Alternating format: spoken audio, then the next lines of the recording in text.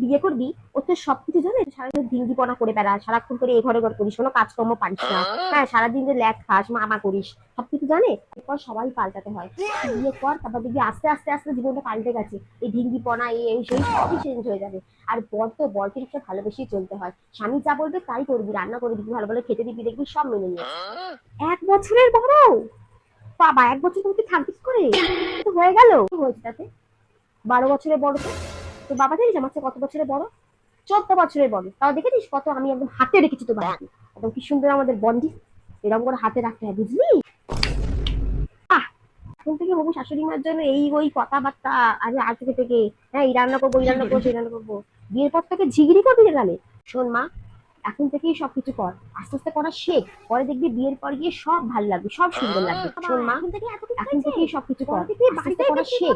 পরে দেখবি বিয়ের পর গিয়ে সব ভালো লাগবে, সব সুন্দর লাগবে। শোন মা, এখন থেকেই সবকিছু কর, আস্তে আস্তে করা শেখ। পরে দেখবি বিয়ের পর গিয়ে সব ভালো লাগবে, সব সুন্দর লাগবে। শোন মা, এখন থেকেই সবকিছু কর, আস্তে আস্তে করা শেখ। পরে দেখবি বিয়ের পর গিয়ে সব ভালো লাগবে, সব